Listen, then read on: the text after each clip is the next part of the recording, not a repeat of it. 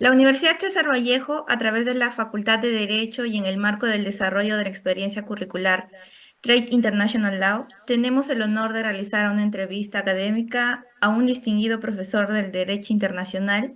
Nos referimos al doctor Aníbal Sierralta Ríos, abogado de la Pontificia Universidad Católica del Perú, doctor en Ciencias Políticas, miembro fundador de la Asociación Americana de Derechos Internacional Privado y consultor de la Organización de Estados Americanos. Asimismo, es presidente del Centro Internacional de Administración y Comercio, árbitro internacional e investigador. Es para nosotros un verdadero privilegio contar con su presencia y agradecemos su disposición para compartir sus conocimientos sobre el derecho de comercio internacional. A continuación, pues iniciaremos con las preguntas preparadas para la entrevista. Doctor, algunos críticos sostienen que el capitalismo financiero ha generado dependencia económica en países latinoamericanos como el Perú. ¿Está de acuerdo con esta postura?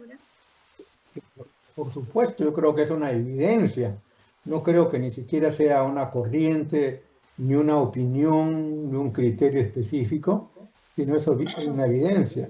Desde el año 2008, este proceso se aceleró y se radicalizó porque a partir del 2008 hubo la gran crisis financiera que originó que las clases más poderosas, que las que detentaban el poder financiero, se enriquecieran más y lógicamente se empobrecieran las clases menos favorecidas.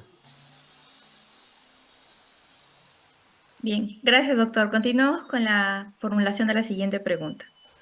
Gracias. Doctor, ¿qué rol desempeñan las instituciones internacionales como el Fondo Monetario Internacional, el Banco Mundial, la Organización Mundial del Comercio, entre otras, respecto a la aceptación y consolidación de este modelo? Bueno, mire, desde el año 45, una vez que terminó la Segunda Guerra Mundial, se planteó la necesidad de que los países formaran parte de organismos multilaterales. Es cierto que anteriormente, después de haber terminado la Primera Guerra Mundial, hubo este intento a través de la formación de la Liga de las Naciones. Más tarde, ya en el 45, se dio forma al multilateralismo. Y esto tenía una razón de ser, es que los conflictos, los dos grandes conflictos del siglo XX, se originaron entre naciones independientes que no pertenecían a ningún organismo multilateral. De hecho, no los había, ¿no? Entonces se consideró la necesidad, yo creo que razonable en ese momento, y más importante en la actualidad, que el mundo formara parte de organismos multilaterales para que, primero, trataran de crear mecanismos de solución de controversias, propiciaran la paz, el buen entendimiento y la convivencia pacífica de los pueblos. Ahí nació las Naciones Unidas, ahí se consolidó la Carta de la Organización de Estados Americanos, ahí empezó el germen luego de la Unión Europea.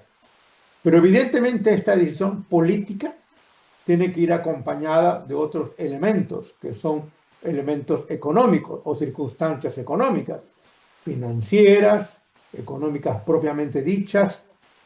Y entonces aparecieron, después de Bretton Woods, aparecieron los organismos multilaterales en el campo financiero y económico, como el Fondo Monetario Internacional, el Banco Mundial, posteriormente el Banco Interamericano de Desarrollo.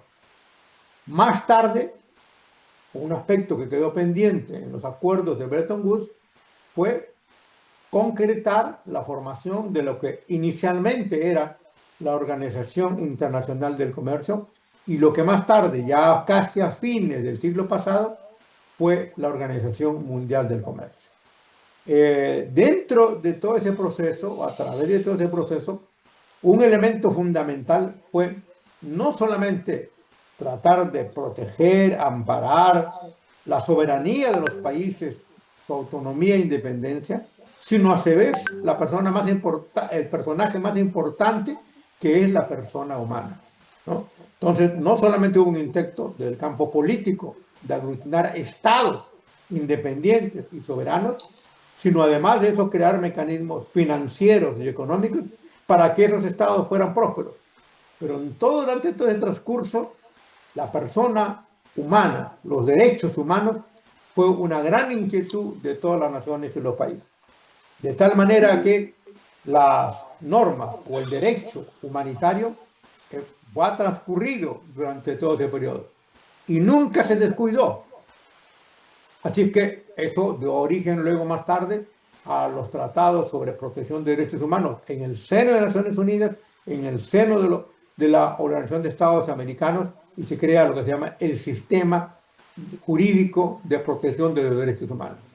Así que cuando ahora se plantea, imagino algunas personas afibradas, plantean retirarse de la Corte Interamericana de Derechos Humanos, lo que están diciendo es regresar al barbarismo que existió antes de la Primera y sobre todo durante la Segunda Guerra Mundial.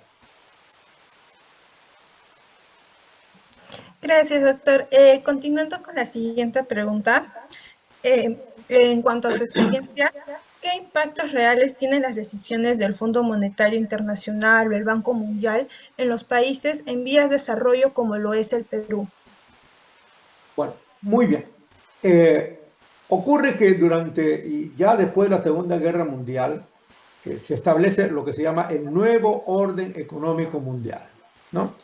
Entonces, los países se dan cuenta que creando los organismos multilaterales tenían que celebrar tratados, convenios y acuerdos internacionales en los cuales los países cedían parte de su soberanía en aras de un bien mayor, que es la protección de la persona humana y sobre todo el desarrollo de la economía. Y entonces cada país ha celebrado tratados. Estos tratados son cesiones de soberanía. ¿Por qué? Porque los conflictos que se resuelven a primera instancia en sede nacional, luego pueden extrapolarse y llevarse a sede internacional. Entonces, esto es como que sencillamente yo tengo un derecho, veámoslo en términos más domésticos, una persona tiene derecho sobre algo y sobre ese algo cede esa potestad que tiene de dominio sobre algo, cede el uso, por ejemplo, ustedes que son estudiantes de derecho, cede el uso, cede el usufructo de ese bien, pero no ha perdido soberanía. Uno sigue siendo propietario del terreno, pero está cediendo determinados derechos que le son implícitos e íncitos en su condición de propietario en aras a una mejor convivencia, y entonces aparece el usufructo, aparece el uso, ¿no? Igualmente los estados son soberanos, pero en uso de soberanía y para proteger al ser más débil de la creación, que es el ser humano, entonces cede parte de su soberanía y entonces establece tratados internacionales de protección de los derechos humanos o incluso tratados internacionales sobre aspectos económicos y sobre todo el comercio internacional, ¿no? Entonces, el comercio internacional, el Perú ha cedido parte de su soberanía. ¿Qué consiste su parte de soberanía? Que potencialmente puede otorgar subsidios, otorgar subvenciones a sus empresarios, pero tiene un límite, dice la Organización Mundial del Comercio. Ese límite es que no supere más del 0,5% de los derechos arancelarios que se le están eximiendo a una persona. Entonces hay una cesión. Esto viene desde el derecho romano. Yo soy propietario de algo y tengo los tres derechos: el jus utendi, el jus fruendi y el jus abutendi. Es el derecho de uso, disfrute y abuso, que significa enajenar. Pero yo puedo ceder parte de mis derechos. Existe así la figura del condominio, y sigue la figura del usufructo, y sigue la figura incluso del uso del inmueble. Igualmente los estados ceden parte de sus derechos soberanos en aras a la protección de un bien mayor, la persona humana o la libertad del comercio o la libertad de expresión.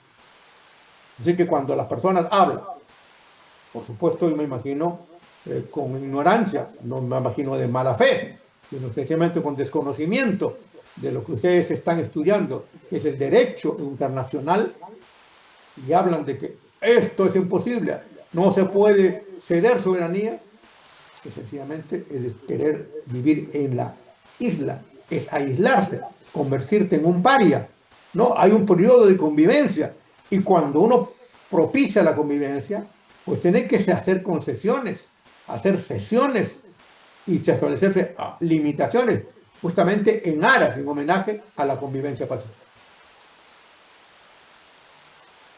Gracias, doctor.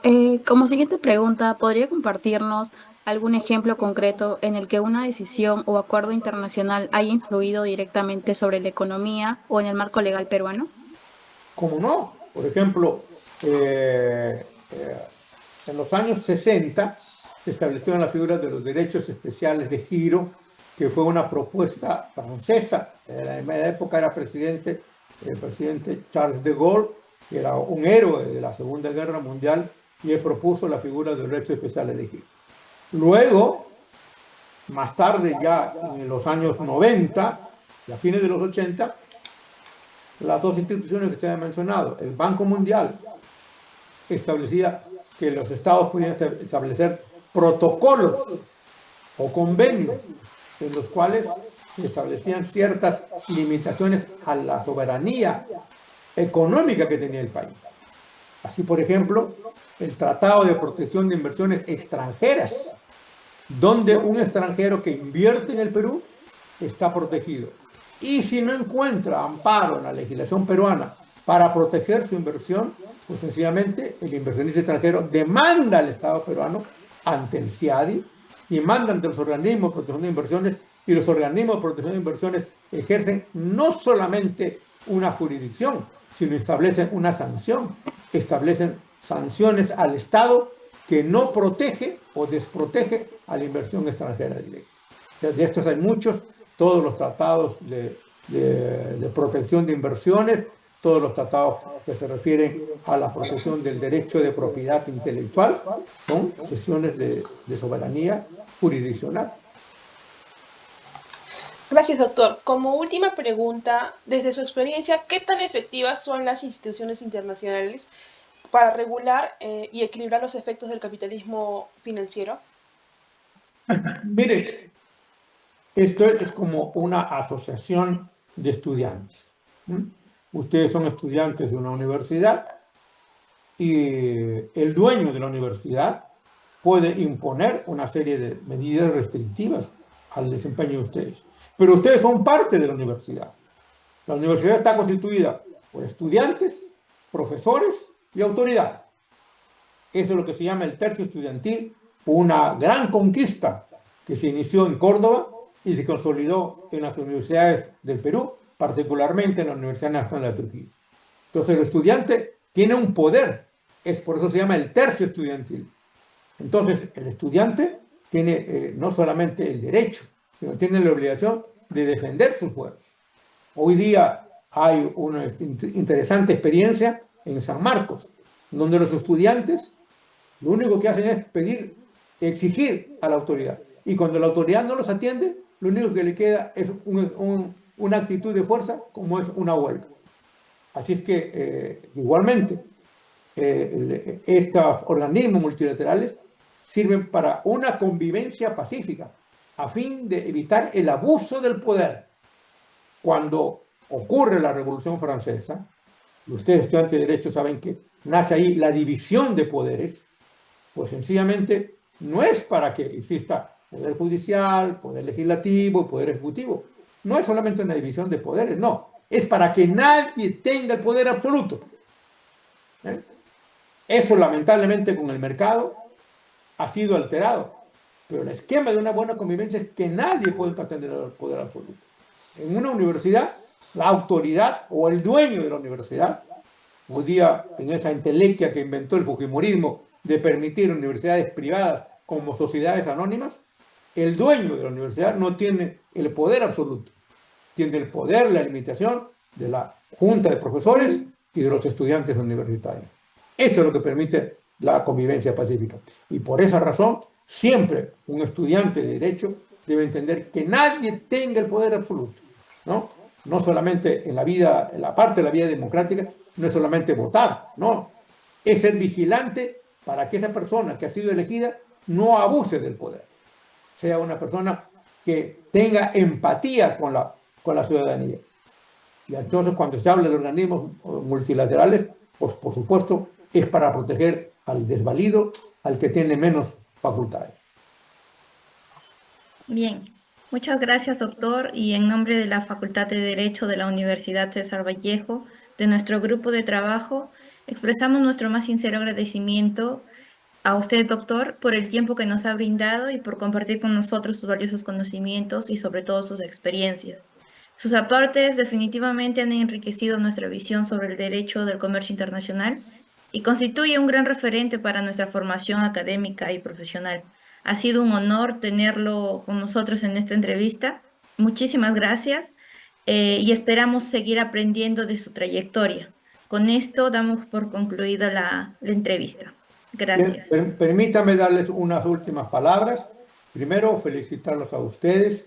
Veo que ustedes están buscando la verdad. Mire, cuando uno es estudiante, ese trabajo que están haciendo ustedes de investigar, de entrevistar a las personas, no solamente analizar los textos, los libros, sino entrevistar a las personas para ver su temperamento, qué opinan de determinados hechos, es muy importante. El trabajo universitario está basado sustancialmente en la investigación. La investigación no solamente es la investigación indirecta a través de los libros, sino la investigación directa como la que están haciendo ustedes a través de las entrevistas personales. Yo los felicito a cada una de ustedes y veo que la gran mayoría del grupo son mujeres. Pues mucho más, me siento mucho más satisfecho, me siento mucho más estimulado, porque son justamente las mujeres las que pueden salvar este país, de tener una idea clara. Lo importante es no defender una posición, sino descubrir la verdad. Y esto es lo que están ustedes haciendo y los felicito. Muy buena suerte, que tengan un buen fin de semana. Muchas gracias, doctor. Gracias, Muchas doctor. gracias. Muchas gracias.